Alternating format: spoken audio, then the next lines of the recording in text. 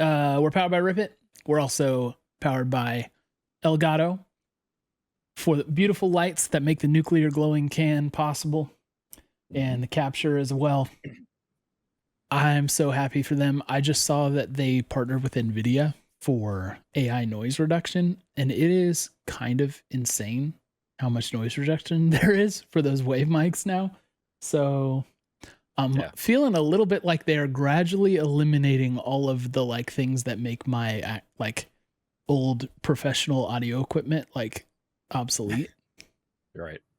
A little bit out of crisis, because it's like it's Elgato. It's not supposed to be doing all those cool things that my stuff does. But they do it all, Cole. But they do. Keep doing more. They do. So it's like less and less like you need one of these, and more like just get a Wave 3. Yeah, not a bad idea. It'll make your life way easier. Anyway, use code ColePog at checkout for nothing off your order. It won't do anything.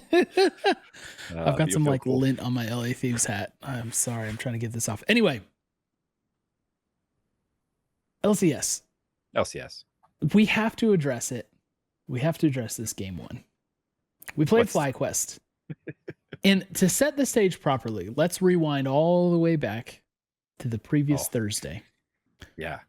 When 100 Talk took on the Flight Check podcast in Rec League. And I forget the series score from the night. No, I don't. It was a 3-0 for 100 Talk. We 3-0'd them. Yeah. And funnily enough, we played respectively how our teams play.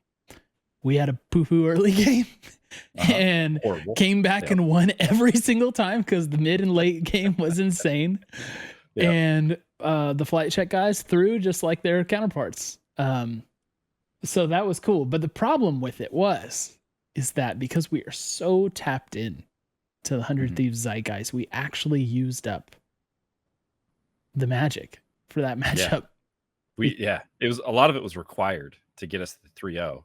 Yeah. We tapped hard into the championship aura. Is that the the championship aura? We used it up. There's only so much to go around, and we tapped the LCS team dry. Luckily, we left some for LA Thieves. But it was a weird game. It was a quick game, and I think it was a silly game. I'm just thinking about it as a silly game. Me too. And I'll tell you some reasons why. But first, I'm gonna do something we don't usually do.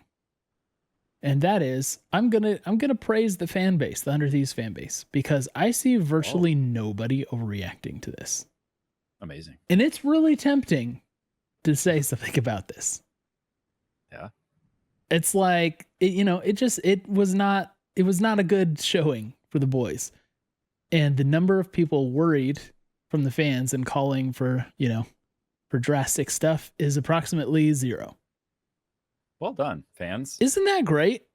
Yeah, it's refreshing. We like that. Yeah, we really do. And I just want to say I'm proud. I'm a proud dad. Yep. Especially after Cole, it was the continuation. I mean, the analyst desk couldn't have queued up a better beginning to the game.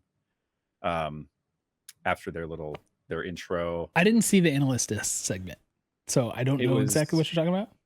It was generally boring team, no fun to watch. That old chestnut.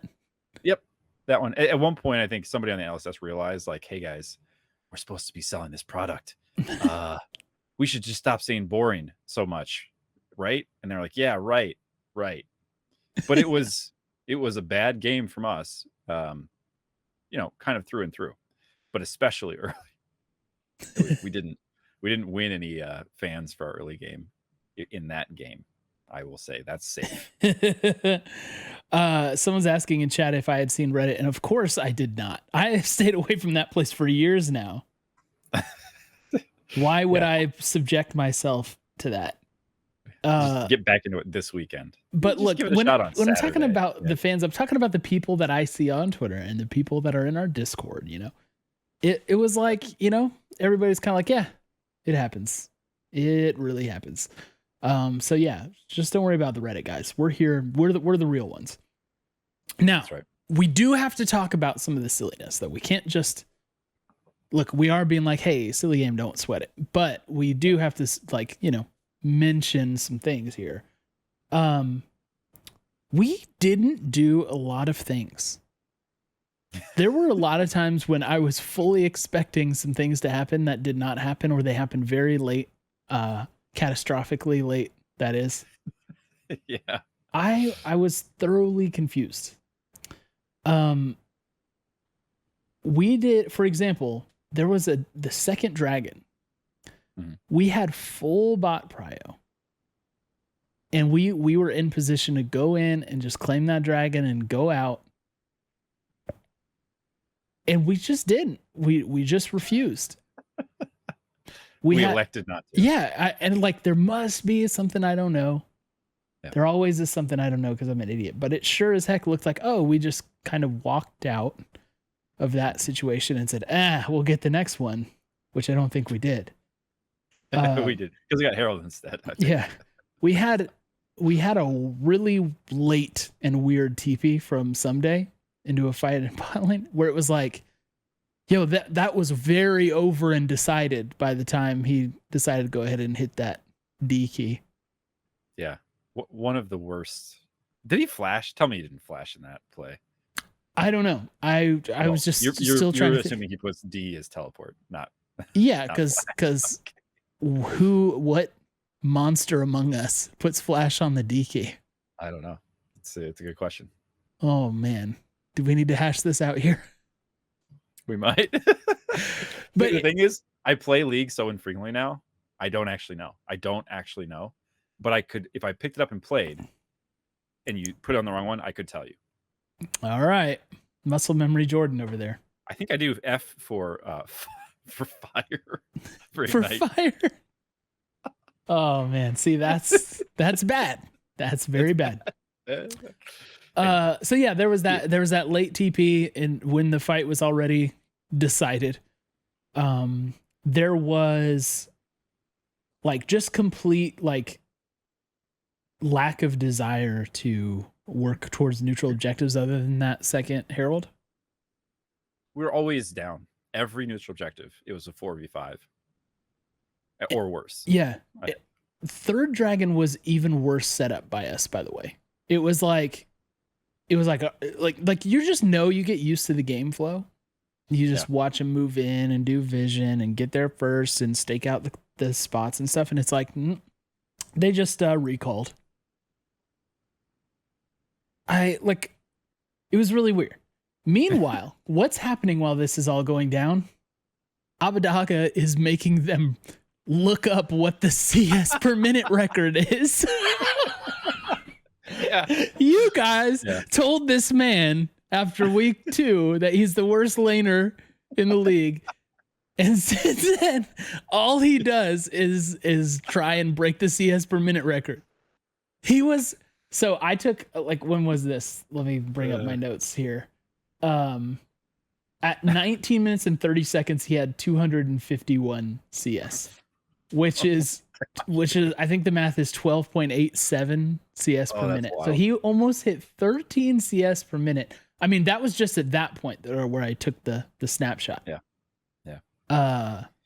That is a lot. Remember, it's like, anything if you're hitting 10, like it feels really good as a mid laner, and my man is pushing 13. He is laser focused on the lane right now. Yep. Bad thing, good thing, I don't know. I mean, here's how I view it. There's a version of that game, not even where we're able to execute our combo, where we just we are present at a team fight, and he wins it for us single-handedly because he has maybe, I don't know, like 9 completed items. He's bought and sold a few just to mix it up and react. Crested 12 CS per minute. Congratulations, 7th item slot available. Yeah. He sold his boots. He's trying to turn his trinket ward into an IE or something. So yeah, like there's a different version of that game where he's actually a monster. So that you like that, right? Like that's Corky's job. Maybe he just needed some more time because the game ended so fast. I It mean, was he what? just needed a team. It was like a around him. 25-minute game. Right. But it's like the actually the goofiest one was the dragon where they couldn't tell if we were actually still trying to wait out the steal. Oh yeah, So they were like, "Oh, we're gonna get a contest or not gonna get a contest." they leashed it for like 2 minutes. I don't know if that one felt that long. I was like, isn't this thing gonna lose patience eventually? What does it take? I don't know. But he could have actually done some work in that fight, but everybody assumed. I feel like we were like, surely they're gonna get the dragon, right? I mean, it's been a minute. What are we doing here? And I'm sure Wukong any moment now is gonna stealth over the wall and smite this thing. So yeah, it was silly. It was a very silly game. Look, we've been talking about how silly it was for a long time, and we haven't even mentioned the Yasuo support. Yeah, that was silly. Wow. Rumor has it that Busio played this successfully, but I mean, it sure wasn't successful for us. Was it a scrim that he played it in? No, I heard it was I mean, I didn't watch it, but I heard it in an academy game. He played it and did well on it. Everybody, look. So I think we thought we had the tech. Yeah. And look, when we locked it, I was like, oh, cool. Huhi, mid lane career, successful guy. You know he's got some Yasuo reps under his belt. Didn't look like it. Honestly. Like, it just didn't. It didn't feel like it. And that's not meant as like slander or anything like that. It's just I mean, Yasuo's always a roll of the dice in professional play. You either do great or you don't, which is, I guess, consistent with Yasuo at all levels. But he just didn't. It just maybe it was just because he kept face checking stuff. I don't know. Like he was playing it like the Braum that he played on Sunday, which worked well. Yeah, really Braum well. was really good. You know, so it was kind of like that. But it like he would open up the fight with his face, and then he would die so fast. That's just how most of the fights ended. That's kind of how that game went. Maybe he just needs a little Zoomer tutoring. I don't know. But we clearly didn't know what to do with it. And, you know, it was just kind of a wipe. And Papa Smithy, as pointed out in chat, Papa Smithy called that day the teething problems of experimenting. Yeah. And I don't think we need to really like attribute it to anything other than that. For sure. I believe that. I mean, look at that comp. It's so unlike anything we've done. And actually, I feel like some of you might look at it and say, oh, they're not worried about FlyQuest. They don't take FlyQuest seriously, so they just want to try something goofy. I actually think it's probably that they thought FlyQuest is good. And when you have a experimental comp like that, you don't want to play it against an Immortals who surely won't beat anybody else in the LCS this year. Sorry, what's that? They beat C9. Oh, they beat C9. Yeah. They beat C9. Yeah. But you know, like you don't want to play it against the bottom tier team and then feel like, oh right, we're great with this. We're gonna break this out in a best of. Yeah. And then have it fall completely flat. Yeah. So you want to play it against a good team, and FlyQuest answered to their credit. I'm already seeing a misunderstanding in chat about this take because someone's upset that we have a bad take about Yasuo bot. The take is not Yasuo support is bad. The take is we played he played Yasuo support very poorly. That's the take, and the evidence was before you in that 25-minute game. Again, I'm not stressing about it. Experimenting, we've earned that right. Last two splits, we've gotten it where it counts, So I'm not stressing about it, but make no mistake, it was not a pretty day on Saturday. I just think there's too much. It's too many things, right? We're doing too many things, like Someday on Gragas. I was going to ask how you felt about that. Yeah, I mean, I didn't like it, but I didn't like it for a similar reason. It just felt like, and this is why it's an experiment. You got to try new things. Is Abbedagge a viable Corki player? Yep. That's not an experiment. We know that. Even to a certain degree, like is closer serviceable on Wukong? Yes. So those pieces feel safe. They feel fine. I'm not second guessing any of those things, but I would say the player that somebody is in summer 2022 is I would say we get so much more out of him when he's on an Ornn or when he's on a carry, right? Like I just don't see like him someday, the version of someday where it's, hey, he is one piece, he is a wombo and a combo. It's like, that feels like we're limiting his impact on the game too much. And he didn't really have anything to show for it in this game. Like it just didn't amount to anything. So for that reason, like, like it wasn't because he couldn't do it right. It's just I just don't like that look for us. Yeah, it was not good any way you look at it. So, and then we made a bunch of weird decisions and mistakes too that of course make this game look horrible from a quality of showing. Yeah. Which, it is what it is. Yeah. Side note for our flight check guys, we've dropped 3 of our last 4 flight quest. I always just want to sub in their name now. Yeah, Flight Quest. 3 of our last 4 to Flight Quest for Atari.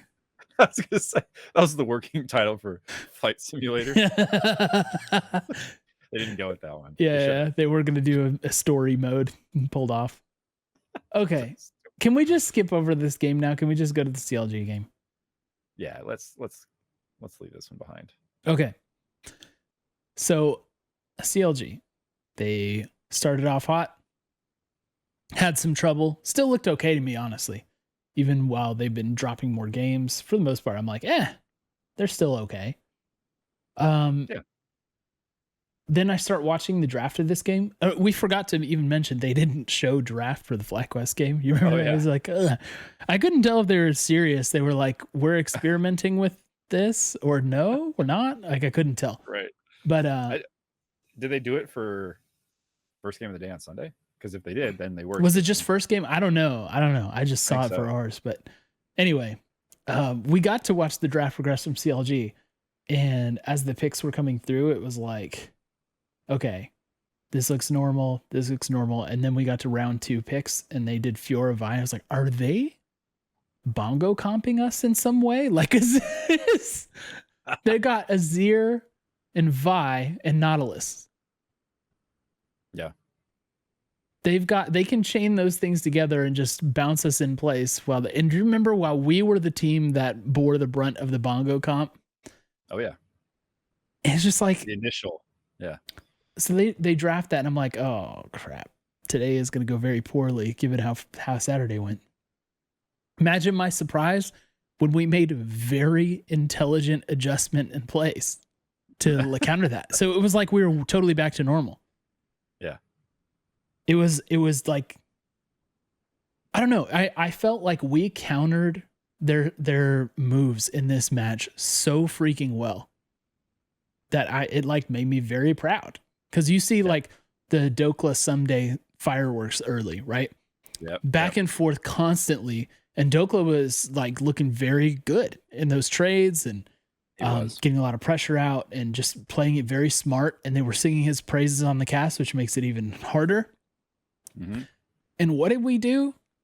Closer made sure that did not become an issue. He came to that lane so many times. I am not used to seeing that.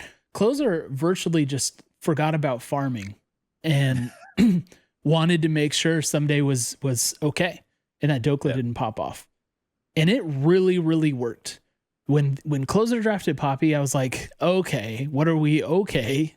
Yeah. Like this is not what this is not what I think of when I think about Closer.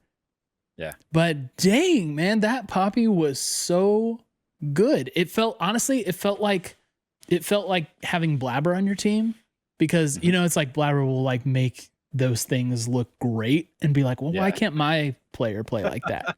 Right. And that's what it felt like with this Poppy pick and just continually going back to help out that top lane and make sure it didn't, get out of hand. Yeah. It was very smart. It was very good. Yeah. They completely stopped her momentum, had her burn a TP. I think got the kill after the TP. I think it was Abbedagge who roamed up to get the first kill. Yep. Abbedagge picked up the first one. Mm-hmm. Yeah. Dokla's, man, he played that super well. And even in a losing game, I feel like he was always a threat. So hats off. But yeah, really good job of us to answer that and to not allow that to become a snowball. Yeah. Because it could have.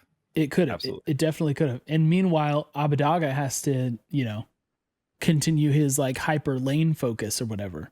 Now I don't know exactly where he landed on this one because it was definitely less. But the thing was, he was making roams and still winning his lane somehow. Yeah. I need to like watch the tape to see how that happened. But like it looked like he was just constantly like pressuring and then roaming. Yeah. And I think some smart uses of the Sylas ult to get things that made it easier for him to do that. I think overall, like you got to say, so he finished 6-1-10 on the Sylas, and at one point was 3-0 up big in CS. Like he became our counter carry, across from Fiora. In the last game, the FlyQuest game, it's like nobody looks good in that game from our side. It doesn't matter what kind of game you play. But I do think there's been so much criticism levied at him for the lane phase, that to have a lane phase where he's got the people talking about the CS record, and then to have this game on the Sylas where he is super effective in lane, he's roaming, he's impacting the map all across from top to bottom. That's great. That's exactly what you want from your mid laner. But by the way, I didn't mention this when we were talking about the FlyQuest game, but I would really like to count how many times Jose came to help reset mid lane. And that's Tukey, right? Tukey's been having a great split. I think he's a lot of people's, top 3 mid laner. And he got a bunch of help from Jose. And Abbedagge, man, has just turned around the lane phase. And we saw on the Sylas the roaming too, like you said. So he was at 10 minutes into this game, he had 3 kills and a small CS lead. Right.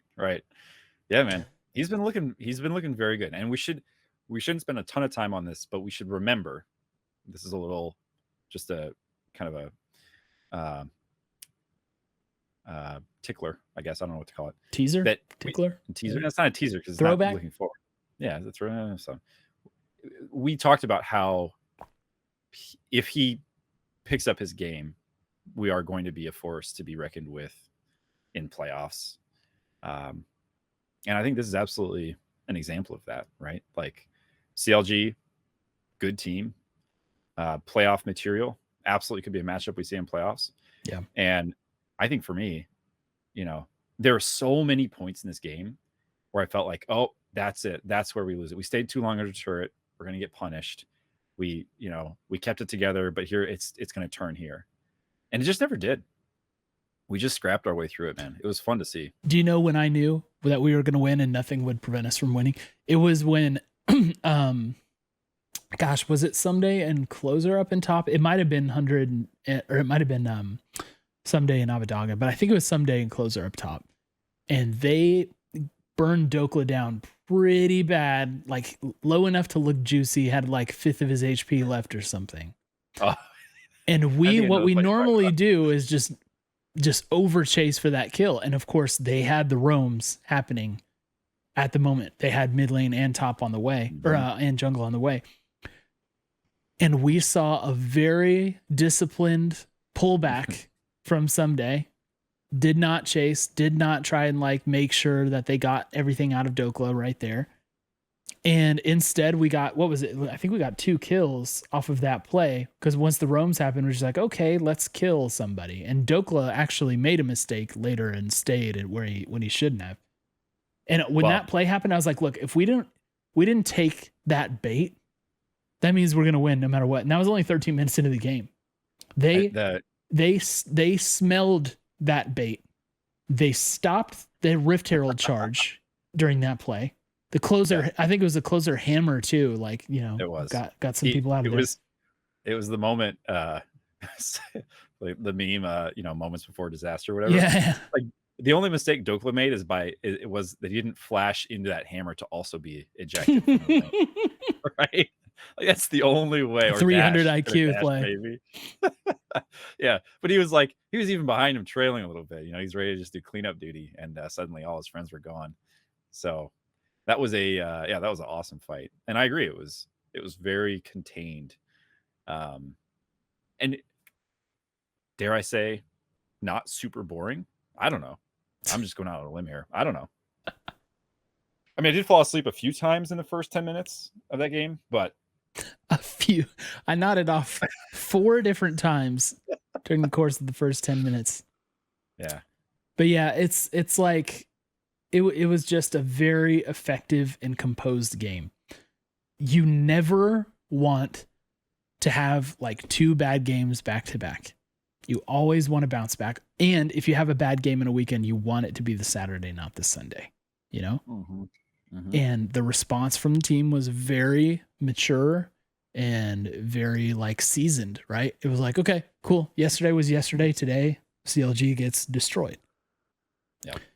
And that's, that's the mentality of the team seems to be where it needs to, like they're not going to let the pressure from analysts in the community get to them. Because obviously there has been a general refusal to say, hey, this is a good team, except for when subsequently caster cursing them.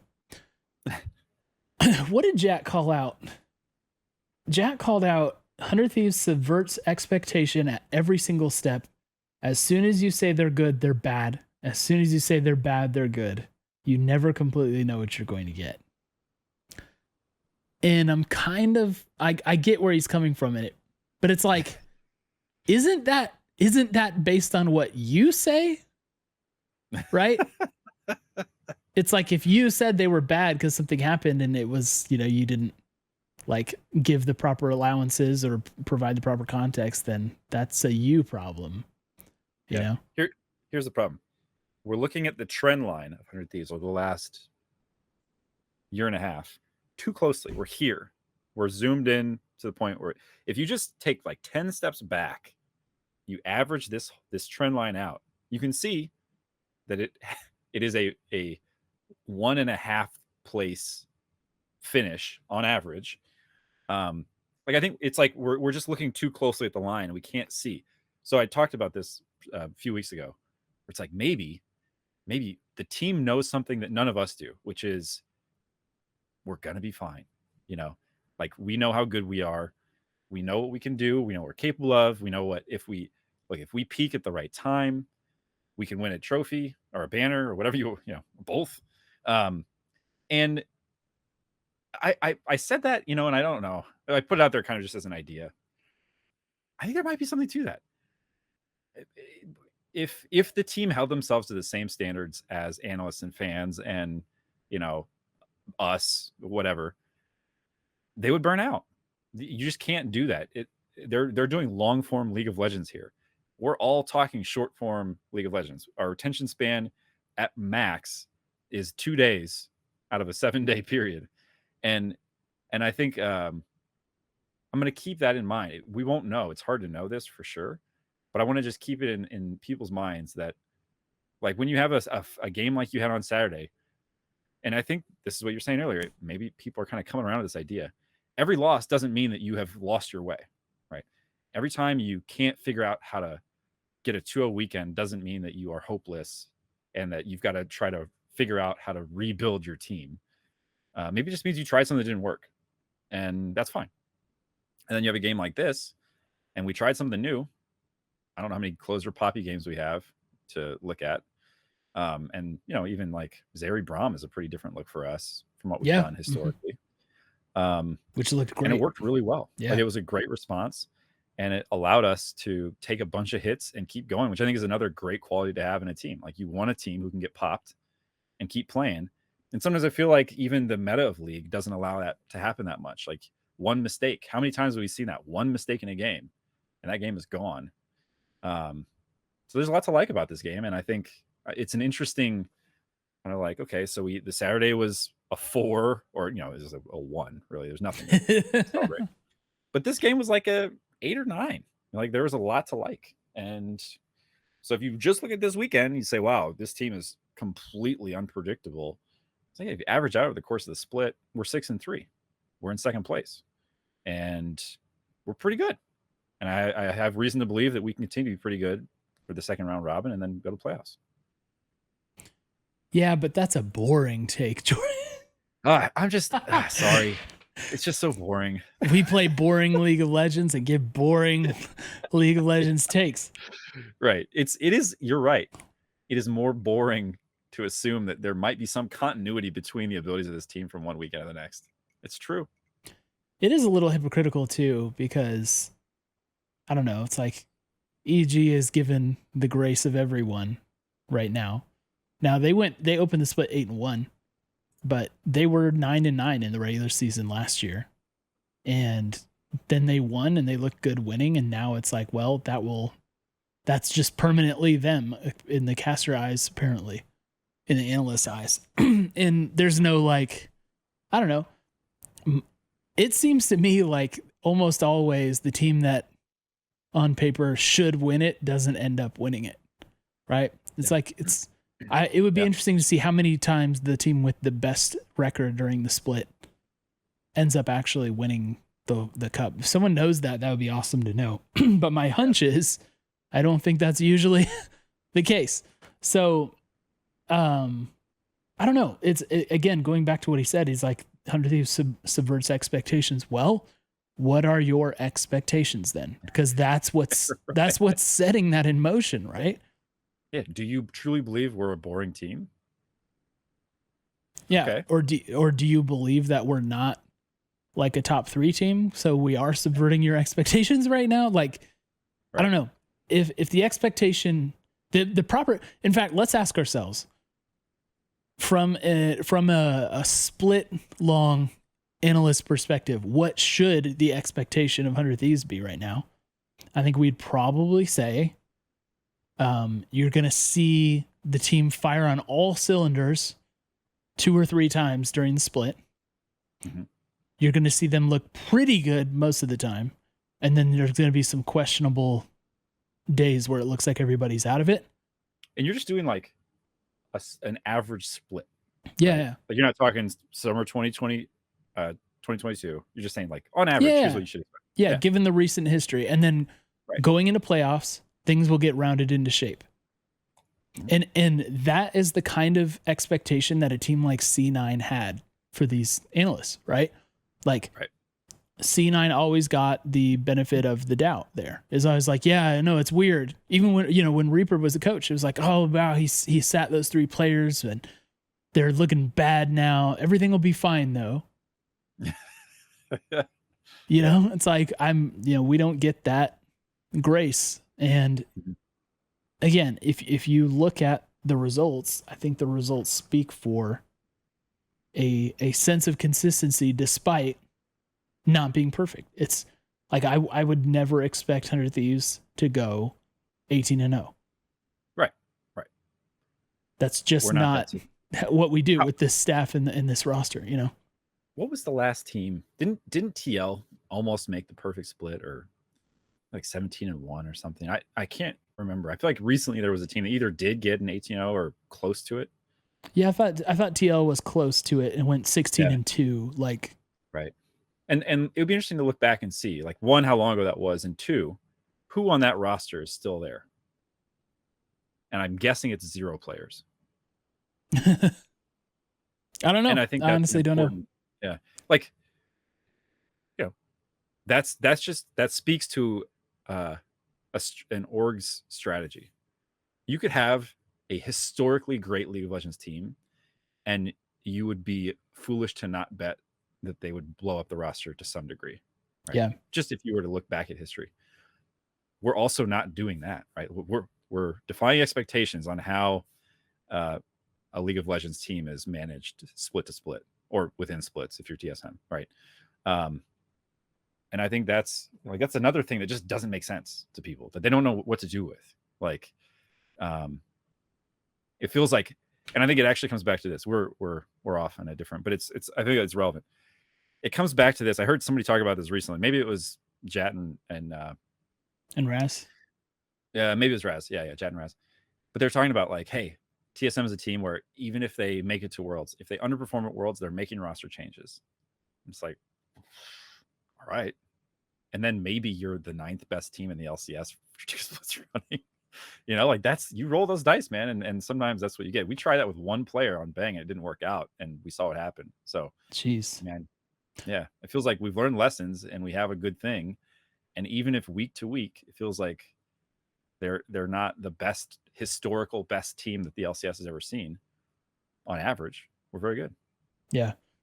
There's another piece of this puzzle that we're not really talking about very much, especially recently, and that's money, because, you know, Team Liquid sure is spending a lot more money than 100 Thieves is on rosters. So Yeah. that's another thing too, is like, how much money are you paying to get these results and everything? And so it's almost like the scale shouldn't be equal between the two because of that. But yeah, again, I don't know why it is that we seem to not just get that benefit of the doubt from people, but here we are. Yeah. I think the other thing that's important to mention here is this isn't me defending the team's decisions because I like the team and I don't think they can do anything wrong. I think what we're seeing is there are real downsides to making rapid fire roster changes. And I think you don't need to look further than Cloud9 and TSM this split to have evidence of that. And it's interesting. Evil Geniuses and 100 Thieves finished first round robin 1-2. And how many roster changes did we have between the two of us? Right. Between when we won our last titles? None. That's never happened. I'm sure that's never happened before. Yeah, two teams winning and not making roster changes and continuing to yeah. And then being at the top of the standings at the end of the next or subsequent splits. Never happened, I'm sure. So, you know, the only reason I'm saying that I think this is a good thing, I'm glad we're doing, is because I think we are still an absolute contender for a title. And that's what more could you ask for from the team that you're supporting? So, like, yeah, there's definitely things we can do better, things to work on, you know, certainly weeks that don't go well. But I think in general, it would be like, you don't want to throw the baby out with the bathwater if it's like, oh, we should have finished higher than 6-3. Yeah. Okay. Sure. Yeah. It was good enough for second place, I guess. Yeah. Contextualizing our losses, by the way. So our 3 losses are to EG, which was that week 1? We lost to EG, I think it was. It was early on in the split. And we got beat very badly by EG then. Yep. We lost to C9 right when they made the switch to put Sven in.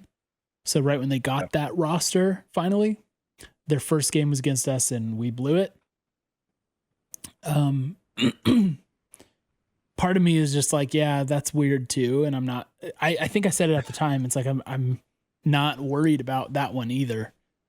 Mm-hmm. It's just different. It's like, you don't know who you're prepping for. You don't know how it's going to go. And I know a lot of times those teams struggle once they finally make their moves and start playing. Yeah. So it's like, oh, it is kind of surprising that they get a win. But you saw TSM get a win with the new roster this past weekend also. It just kind of like, there's like blips when you have a new roster. There's like a new energy. It's hard for the other team to remember what you're going to do because they just like, you know, they're used to the old you. And I think things just get kind of slipped through the cracks. And then the FlyQuest game was a silly game. So C9, do you expect C9 to be like top 4 by the end of the split? I don't know. I didn't watch their games this weekend. But just in general, do you get that feeling? Right now they're in 6th place at 4 and 5. Yeah, and they had it was 2 weeks where they didn't have the roster. Yeah. So yeah. I mean, I think they're gonna look, I think these things are true of a C9 team. They will have sufficient talent to be a threat at any point. It's a question of whether they can bring it together. And they've got question marks on, you know, I would say, I haven't watched the game, so I can't say what the question marks are, but it's like, it's not a solved roster, right? They're still forming. They've got the big changes. TSM, I think, is actually a different situation where it's like I don't think that's true for them. I think they have a roster that is very unsettled from a talent perspective. So I think if there's a team on there that's going to make a run, I think it's much more likely to be Cloud9. Yeah. So it's kind of like, you know, we lost to the number one overall team that looks very strong. We lost to FlyQuest in a game where we didn't really play, and FlyQuest looks like maybe they can be in that 4th spot. Maybe they have a right to it, and C9 maybe does too. So I don't know. To me, it's not like we're dropping games to like Dignitas and Immortals, at least right now. Yeah. Right. So it's like, I don't know. There just doesn't seem to be a lot of cause for alarm right now. You know what else is true? And I was thinking about this when you were talking about whether C9 would, contend this split. Mm-hmm. Doesn't it feel like when you get close to end of summer and the patch for Worlds, it's like junglers really start to matter? Yeah. Yes, it does. And so you gotta think that, C9 would harness the power of Blabber. Right. The power of Blabber compels them into immediate relevancy on the World's patch. But it'll also harness the power of Closer for 100Thieves. So that's right. I think like the whole point of this conversation is we're good with 6-3. 6-3 is fine. Yeah. And guess what? If we 6-3 again, I'm totally fine with that too. If we finish 12-6 for summer, cool, bring on playoffs. Let's go. We got Closer. Remember, we got Closer, playoff Closer. We got Someday. Someday's playing like very, very well this split. Abbedagge is going to see us at 15 per minute by that time. He won't ever leave lane, not even to like buy. I don't think you can get 15 minutes in lane. Can you? He will. They'll funnel to him. Closer will poppy ult minions into his lane. Yeah, I was just thinking about what the implications of that are. I love the idea. I forget which game it was that someone accidentally poppy ulted red buff away into the river, and the opposing jungler got it. That's great. From that. But yeah, anyway, you could lead Raptors around the edge, around the corner. Right. There you go. But the point is, like, I don't know. We're gonna be good. We are good. We're gonna be even better by the time it rolls around. So let's go. Yeah. And if 100 Thieves are not meeting your expectations or they're subverting your expectations, I suggest you adjust expectations. All right, let's go to listener takes. Let's do it. Jordan, I bet you would never guess who the first listener take was from this week. I know. JC101. Yep. The consistent, the reliable. Is he still on 100%? I'm beginning to think he's like a reply bot.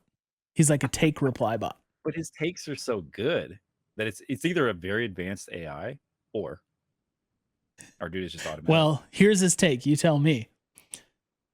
He said, more Closer playing Poppy Jungle, please.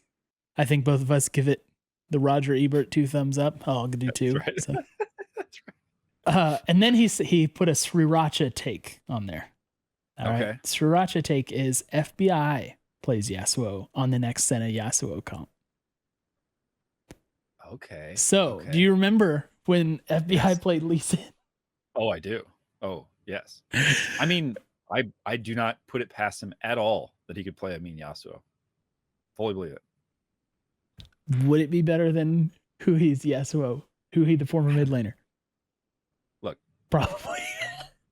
I don't mean to blame Huhi. I love Huhi. I just want to make that clear. I love him. I'm not doubting that he has the hands for it. It was our minds weren't present.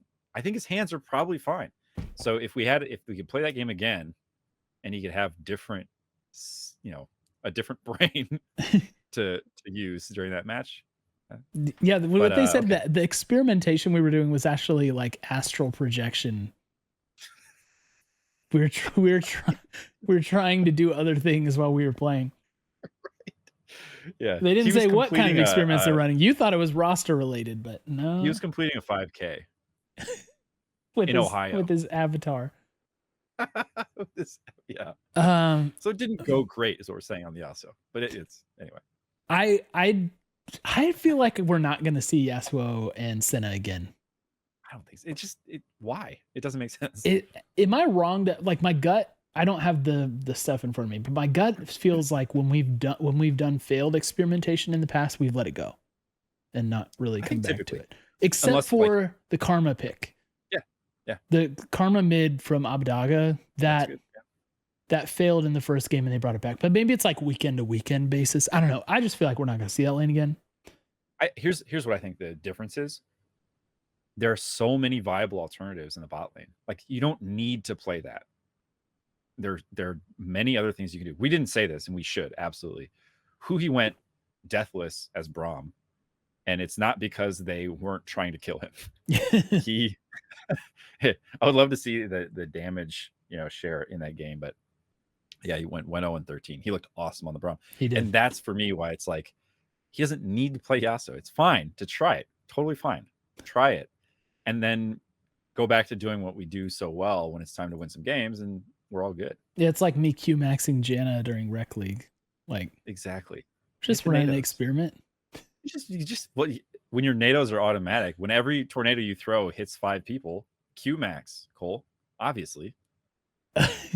Okay, we've got a take from Chris Sandwich here. Chris Sandwich wrote a book. Love it. So I think there's going to be a cutoff point during this. He said, the team doesn't know how to play around a good mid and hasn't since Ryu. Game 1 of the weekend, Abba was going even or even winning lane at times with a scaling Corki pick that had the potential, along with our bot lane, to make something happen late, since that seemed like the plan. Okay? Mm-hmm. So he's saying game 1 was, look at Abbedagge, like the CS and the strength, like scaling Corki, we're going to be good. But we did not do anything with it. And then he says the times we look good are when we play with roaming mids and then have our mid play for other people. The same we have always treated our mid laner since Ryu, and I'm going to give him the like ... All right, that's enough. So the take being, we like the way that we are configured and the way that we play, we don't do scaling mid, and instead we do roaming mid. There was that, was it JLXP? I think it was JLXP, but maybe it was the dive where they talked about that quote from JoJo on what he learned from playing against those mid laners at MSI. Did you hear that? Yeah. And so they asked in that league, playing against like the best in the world, what did you learn? He said how much they sacked their lane for other people. Maybe that is the right way to play. Yeah. We certainly play it at times. Like Abbedagge Twisted Fate was pretty effective for us. Yeah. The roaming part of the Silas was very, very good. I agree that typically we have not ever really carried through mid in a traditional sense, though we have had, we have that Akali game from Abbedagge that was super memorable. Yeah. But in general, this is probably not far off base, right? No, I think so. And I think it's less representative of a limitation of us and more probably representative of just the way the game is working now. I mean, it's a really good observation because it's true. And the interesting thing about that is that's across rosters and coaches and metas, right? And so I mean, I kind of wonder in the same way. It's someday. He's the only constant. This is probably too short-sighted response, but like I think about think of the number of like hard carry mid laners throughout the history of League, and like the number of hard, like it just feels like the number of times you have a position where it's like, hey, you are playing through this, that is your whole team's identity. It's pretty limited. And I think to a certain degree, it's because you have to have like a generational talent, essentially, to really pull that off. And we've had good mid laners. We've had not as many good mid laners as some of the other positions. But I don't think we've ever had like a generational mid laner. We've never had like a name recognition mid laner or even other position, right? Like at their peak, like an Uzi, a Faker, a Reckless, like people who get all the resources. That's kind of what it takes, I think, if you want to have like a hard carry through a position reliably game in and game out, is you are putting everything into them. And that's just not where we're at. Yeah, that's fair. And I think it's not where we're at in part because I don't think that's over time we've seen that definitely has shortcomings, like a Summit, right? Like it's I easy to shut down. smile every time we bring up Summit. I've heard he's doing really well. He's doing well. He's doing okay. I like the guy. We solved him. BC says, I'm really glad 100T took Saturday off for an extra rest day. Looked real good coming back from extended break on Sunday. I couldn't agree more, BC. I agree. Interesting question. Actually, let's save that one. That's probably what they did. They probably drew out of a hat like funky strats. Like it was a content video. Oh, we'll see it. It's coming out tomorrow. This content layoffs really put us in a bad spot there. Bad idea. Ouch. Oh, though not to make a joke of that, because we're very sorry for all of those people involved, and we love you. Truly. I was thinking more just like they didn't practice. Yeah, before as we I know. But it's like presented by Totino's. The LCS team draws picks from a hat. Gabe said, quote, so this is Gabe quoting somebody else, not me quoting Gabe, but Gabe quoting someone else. Sad to see this boring team in second place. They aren't actually good. Riot, probably. Yeah. Their story meetings last week were just that. Boring. Yeah. It's like, all right, guys, what do you think about 100 Thieves? Boring. All right, we'll go with that. We like it. Let's go. Yeah, that's good. They did give it when we won. There was a nice halo for a whole month for us. It was nice. I'd like to see it back. Sen asks, why is everyone freaking out about Saturday? Let the team experiment. It's basically prep for playoffs and worlds. Agreed. Yep. We're right there with you. I think the reason why everyone's freaking out is because I think you have something in your mind before, right? You have this lingering, like a lot of these people who are saying those things are also the ones that were saying stuff about Abbedagge when he was having a rough couple of weeks, right? Right. And you have these like, oh, we're going to, such and such is going to happen. And we're this kind of team, we're that kind of team. And you have all this negativity. And then as soon as you see something that validates it, it's like, aha, I was right. Mm-hmm. I knew, so I think that's why everyone's freaking out. Nick Moore asks, since LAT won, would you rather them pass the positive energy? So we're talking about the championship war again. Yes. Would you rather them pass the positive energy to the LCS team to earn a bye for playoffs, or to the Valorant team for the last chance qualifier? This is a good question. I like this. Okay. I'm going to say, now remind me, format for summer, double elimination, right? So long as you don't finish in the bottom two for playoffs. It's the last two playoff spots that. You're talking about LCS? Yeah. Yeah, they never keep the same format. I never know what it is. Okay. Let me try and look this up while you talk. Okay. While you talk. While I talk, right? So here's my thought. If we can get, so if there's like a 3-tiered status for LCF playoffs where the first tier is bye, the second tier is double elim, the third tier is it's blood sport, we watch you guys fight each other and then we move on with our lives. But so long as we hit second tier, I'm fine. If we get double elims, because everybody knows we get a power spike in the losers bracket. So top 8 teams from Summer Split's regular season will take part in a double elimination playoff bracket to determine this season's champion. Only the bottom 2 teams will not qualify for the LCS championship. Yep. Now, that doesn't seem to specify how much of the bracket is double elimination. So the top 6 are double elim, and then the bottom 2 aren't in it, right? That's what it says. No, it's talking about the bottom 2 teams from the Split's regular season will not qualify for that tournament. Right. So it doesn't mean the top 6 have double elim, though maybe they do. I don't know. It doesn't explicitly say that. My response to this question is, so long as we can make it into, I'm much less concerned about a bye. We hit double elims, we're good.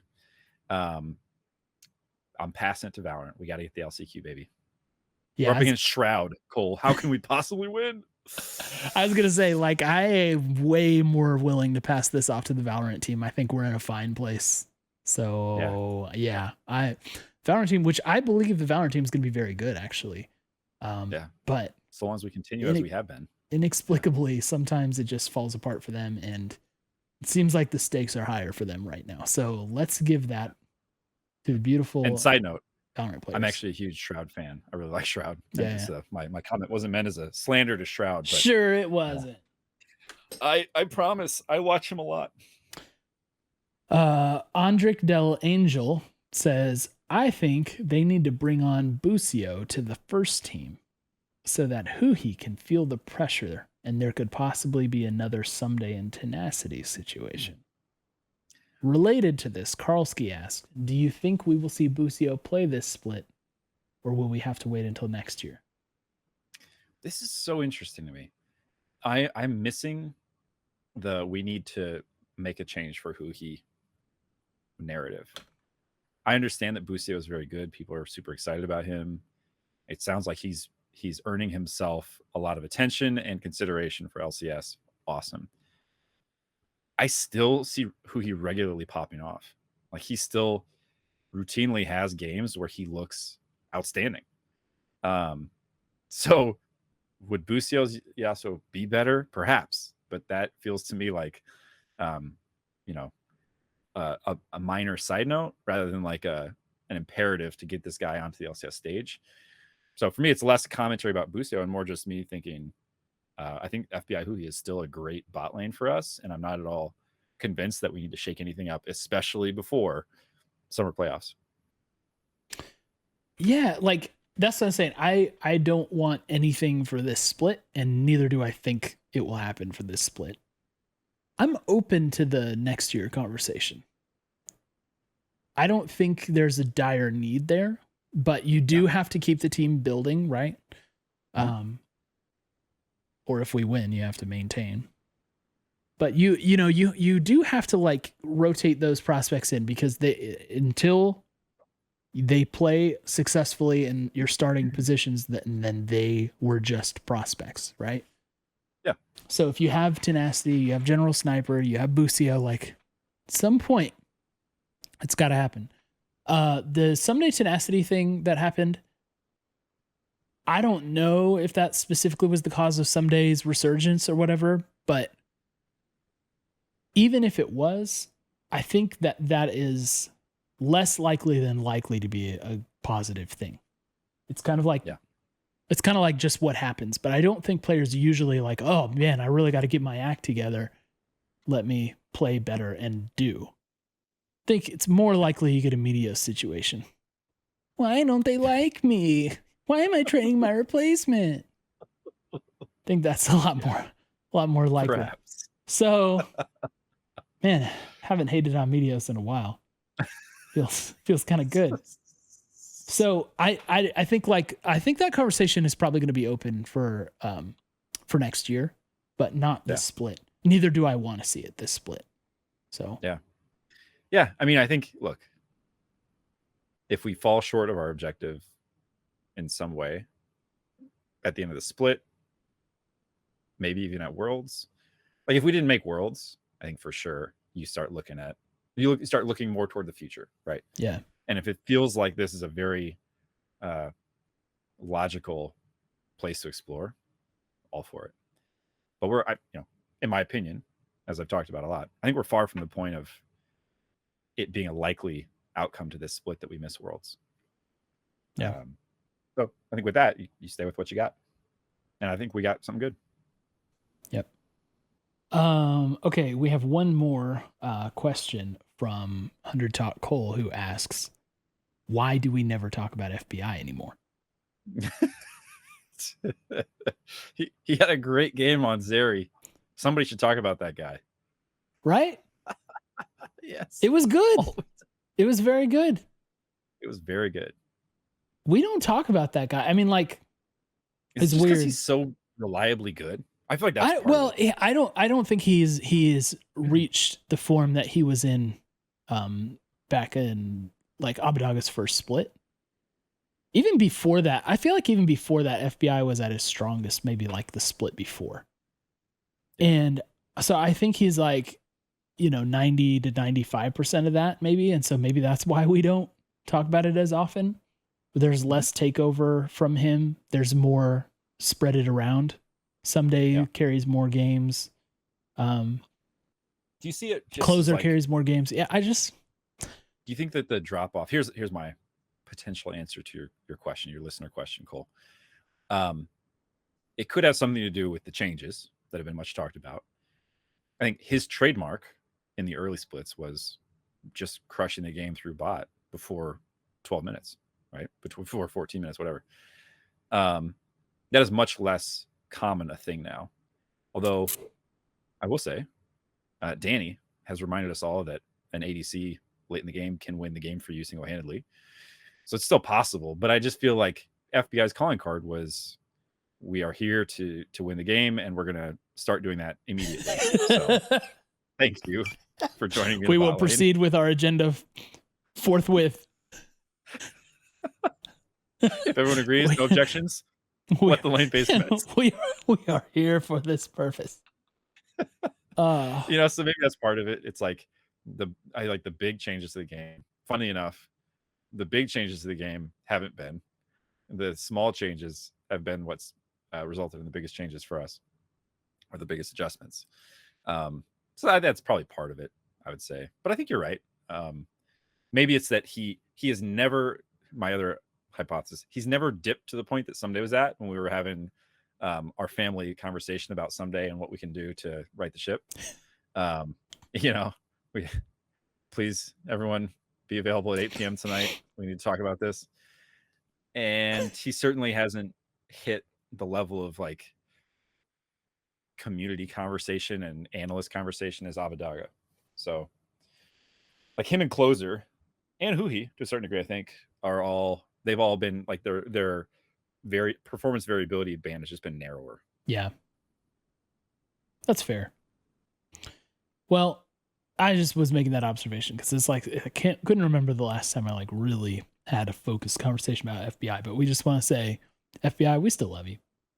Yeah, still love you. Of course. Absolutely. Still great. Should we do a bonus listener take from chat, Cole? Sure. We don't usually do that, but go for it.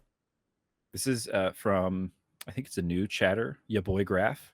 The goal is to become an internationally competitive team. Why wouldn't we make upgrades? This team is good, but it's clear they have a ceiling. Cole, do you have thoughts on this question? So first of all, I contextualizing that question, he's responding to Darkuth, who was talking about why do people keep suggesting that we switch mid. Yeah. So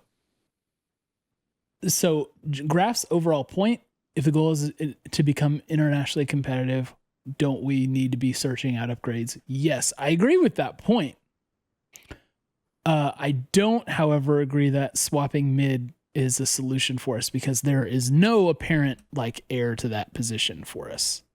I don't know, like, where does that mid laner come from and why did it take us so long to get that position right in the first place? It's very hard to come by those guys. And so I would definitely not look there because we have a very serviceable mid who at times looks amazing. Mm-hmm. And with how much talent is on the rest of the roster, I just don't see that as a crucial need, especially since it's so hard to get right. Now, in general, though, yeah, we have to be considering those options. That's what I was talking about with like Boostio and Tenacity. It's like at some point you got to address those guys. And then you have to survey the scene and see if anything is becoming available, like, this is a bad example for us in particular, but it's very likely that Spica will be open to conversation from other teams at the end of this year, right?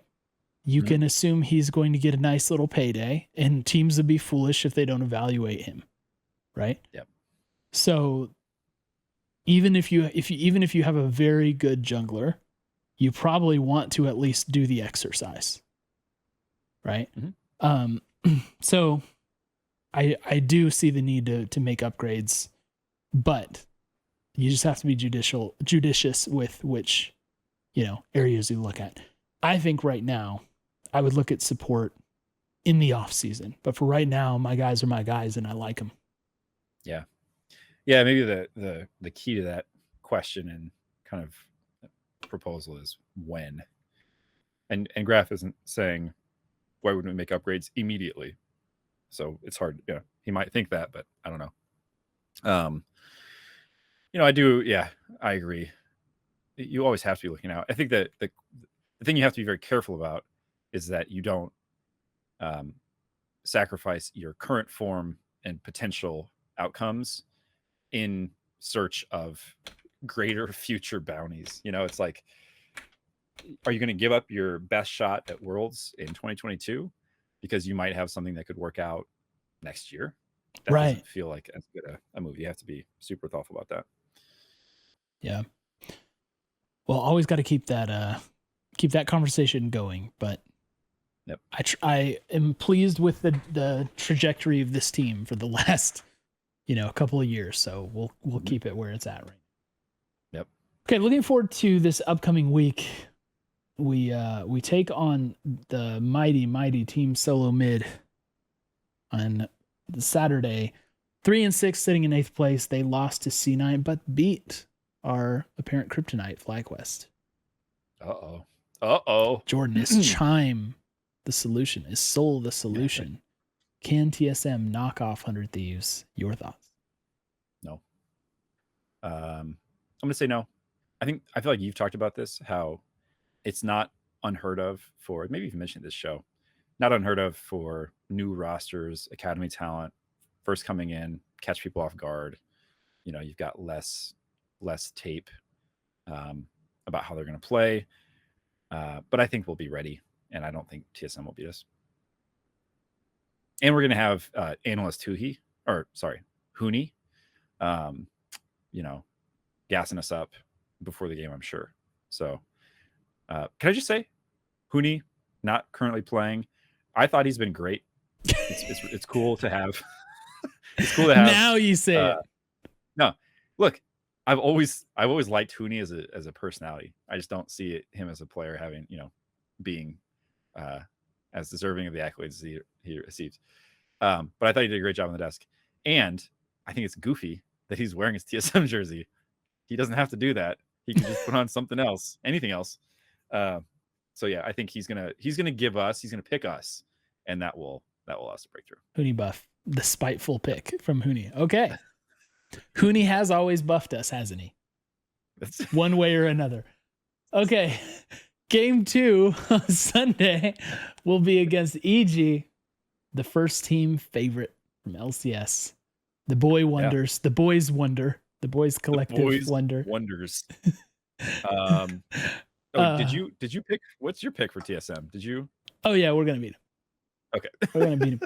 TSM. Well, I can't really make this point well right now because of the roster stuff, but it's like TSM, just the way they're configured, we have been in great position to beat them. We just know how to play against that kind of team. Now it's more up in the air, but because it's up in the air and the talent is probably not there, I feel pretty comfortable saying we're going to win that one. So EG, they beat Dignitas and they beat Team Liquid. They can do it all, Jordan. Can they do it against us? Do they take down 100 Thieves? Do you want me to go first or you? I'll go first. I think they beat us. I think they're really good. I think they're legit. Still a super good team.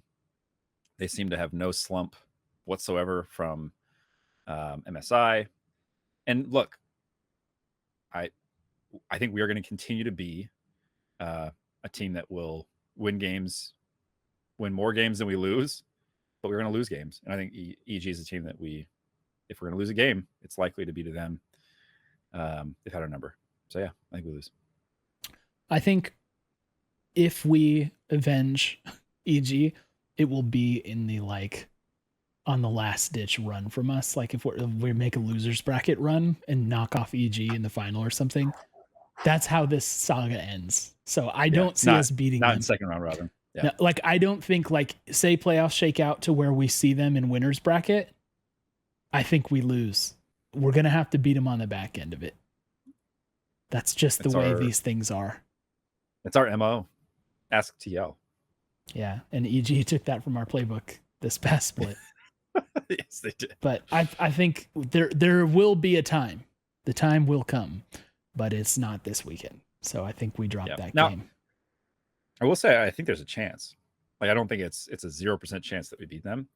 But I'm not convinced that we are gonna like plant our flag here and say we must beat EG at all costs. Dude, it's a Saturday game, not a Sunday game. If it was a Sunday game, maybe. Yeah. Or I'm sorry, the other way around. If it's Saturday game, maybe. Yep. Ride that momentum. But yeah, so we're both predicting a 1-1 weekend, which is fine. Jordan will be 7-4 at that point. It's a little less on the win percentage side. How will we live with ourselves? Let's go ask Reddit. Sure. They'll have some great advice for us on how to cope with the situation. Okay, so wrapping up, once again, we want to say thank you to Flight Check for doing Rec League with us this past weekend and allowing us to prove our superiority, and for jumping on the Podpalooza with us. So we also thank everybody else who's on that. So Prime and the Bodied Guy. I want to say Bodied Guys. I know Havoc was the guy who was actually on it, but it made it sound like it's like I forgot his name or whatever. Can't remember who it is. you went for the singular that Bodied of Guy. The singular of guys has a very different. Yeah. Gosh, that was so disrespectful accidentally. And Robert from Talking TSM, of course. Thank you, everyone, for being with us that past week. That was really fun. We are not sure about Rec League this week. Jordan's going to be traveling, so he will not be here, and then I'll figure out if we can put some together. I actually am busy with a couple things too, so game time decision on that. But regardless, as always, we love you, and we miss you already.